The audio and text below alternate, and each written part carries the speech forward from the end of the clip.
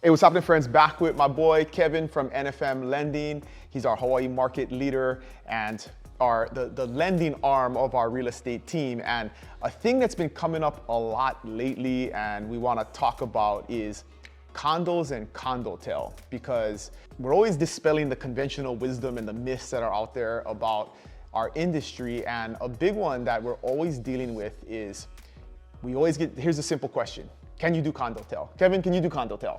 And that's not a simple answer. So we're gonna unpack that a little bit. This might be kind of like some inside baseball, but I think it's super important, not only as a buyer, if you're looking to buy a short-term vacation rental in the condominium complex, but also as an agent understanding the complexities of this. So you know the right questions to ask and you know the right team to go to if you're dealing with this type of situation. And especially when a listing agent says, well, it's Condotel and you can only use Bank of Hawaii, right? It's not that simple. So Kevin, I want to buy this condo and the listing agent tells me it's a Condotel. What do I got to do? So the first thing I would say to set the table is loan officers are not the right people to ask about whether or not investors are willing to make loans on specific condominium complexes. Mm-hmm. And I know that goes against conventional wisdom, because the next question everybody's going to say is, well, Kevin, but what if they closed a loan there last week? Wouldn't they be an expert because they just did it 1 week ago? Wouldn't they know all the idiosyncrasies of that condo complex? And the answer is no, in my opinion. And I think that things change, and that a lot of times you get answers from loan officers that are very positive that end up being negative. Sometimes you get answers that are very negative, and like Dylan's example of this has to go to Bank of Hawaii, that actually can be a lot more positive for the client. And we're going to talk a little bit about what my thoughts are on that and how we break that down. So here's the next one. Kevin, can I see your list of approved condos for my buyer? So that's another great one, the list of approved and disapproved condos. So I'll go into details. So for a mortgage bank, right? So your general direct lenders, we've got a bunch of different investors, right? And then those investors all underwrite to specific rules. So the first set of rules would be Fannie Mae. Fannie Mae's got a list. Fannie Mae really hates lending on condos, and they've got a real big blacklist of condotels that they don't lend on, right? So that's really what everybody's referring to. Then you have Freddie Mac. Freddie Mac's a lot more lenient on condos. They have a lot of different rules, and there's more open interpretation on those rules. Then you have the FHA. The FHA has a specific list. You have the VA. The VA has a specific list. Those lists can both have projects added onto them during contract, whether they're approved or not. You go into jumbo loans. Most jumbo investors follow Fannie Mae, or some of them, more portfolio, have their own lists that they blacklist or don't. And then you get into non-QM investors who some follow Fannie, some follow their own, some don't have it, and some don't care and they'll lend on everything, but the interest rates go up. So the question on the lists is, sure, there are sometimes lists that will blackball a property or not. However, when I say that the loan officer isn't the best source of information for this, your direct lenders have Condo Desks. We have a condo team that has 6 people working on it around the clock, condo experts looking at condo documents and determining which products, which specific borrowers qualify for. So the question isn't so much a yes or no, a black or white. It's a matrix of lists, and then which clients will fit into those, whether that's by guideline for that client, or by what price that client or investor is willing to pay in order to have access to that program, because the more lenient programs obviously have higher pricing, and the less lenient programs typically are best priced. So really, if you don't have a conversation with the client and do some preliminary exploration of their situation, you cannot intelligently answer that question. Correct. And one of my pet peeves is here's the MLS listing. Kevin, can you lend on this? Is it a Condotel? Yes, we can speak to the Fannie list.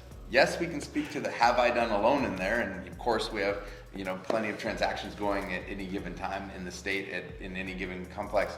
But those answers aren't necessarily right, and a lot of them have to do the leniency of the investor sometimes has to do with how much the client's putting down. Hey Kevin, I'm putting 70% down. When you lend on this condo, most of the time you probably will, right? I mean, it's a lot. It's a lot.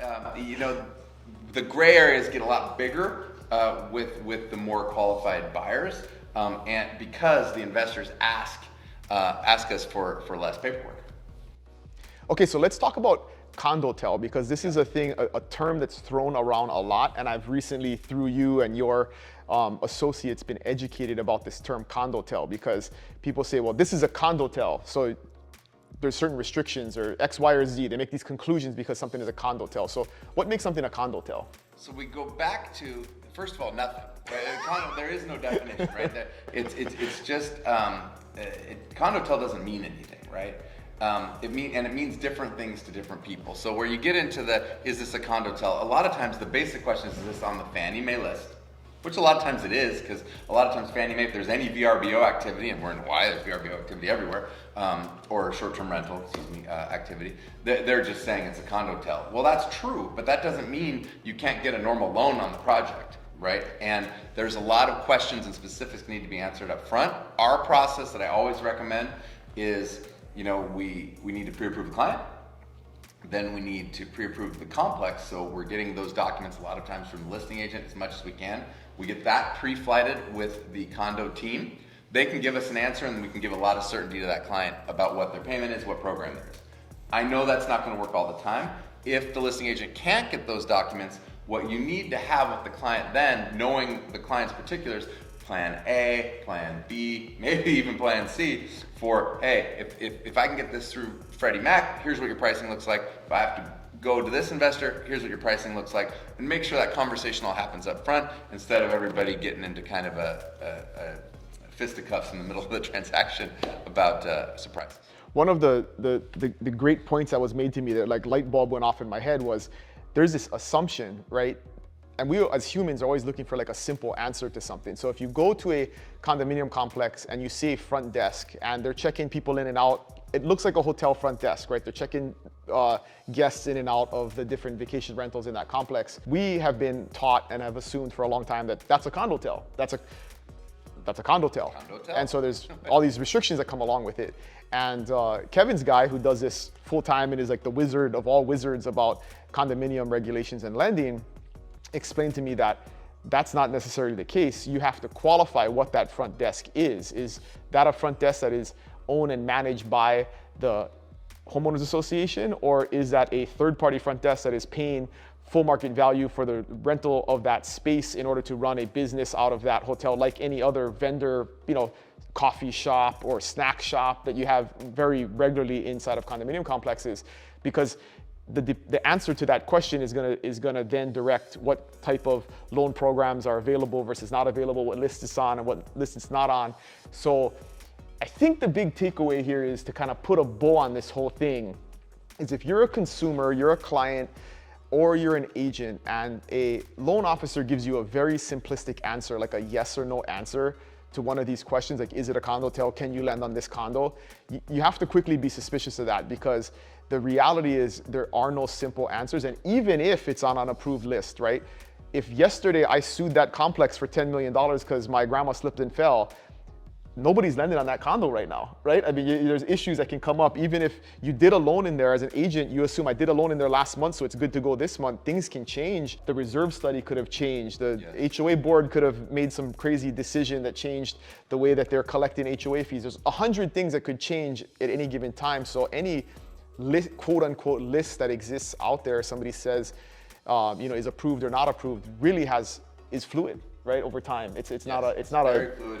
And it requires the sharp eye of an expert, and it's a time to take pause in the deal. I know none of us want to take pause, but best practice is to take pause because, and if you want more detail on case studies, we have so many case studies here in Hawaii where someone said, this is a condotel, you have to get this financing, and it turned out to be a conventional loan. And the opposite is true as well, because a lot of times here in Hawaii, our HOAs, remember, these are volunteers, these are just people that live there, retirees, they're really not, the mortgage process has gotten tougher and tougher and tougher when it comes to condos, and a lot of HOAs just don't want to participate in the back and forth right now. So a lot of times things are just being called non-warrantable condos or condotels or whatever you want to call them, because there's just not enough information going back and forth between the lender and the HOA, and the HOA is just washing their hands and saying, hey, you lend if you want, don't if you want. And so condo lending right now takes so much expertise and area experts in order to figure it out. And you need to have that strategy and that upfront planning in order to have a really successful escrow. So I think the takeaway here, guys, short story to wrap this all up, is that make sure you reach out and you ask the right questions. You don't take a simple answer, and we're always available to help you in this process. Just reach out. Our contact information is in the comments below, or you can always email us. We're easy to find online, but don't take the simple answer for granted, and be prepared, because if we want to serve our clients at a high level, then we have to have the expertise and the research and all of the things that goes into making sure that we can provide you with a smooth escrow process and actually get you to the finish line, because the short story assumptions are no longer a fair way and good way to do business. 100%. So, it's gotten more complicated, and it's good to have the experts in mind. Right on. Thanks for your knowledge, Kevin. Appreciate it. My pleasure. Guys, reach out if you guys have any questions. Aloha. Thanks, everybody.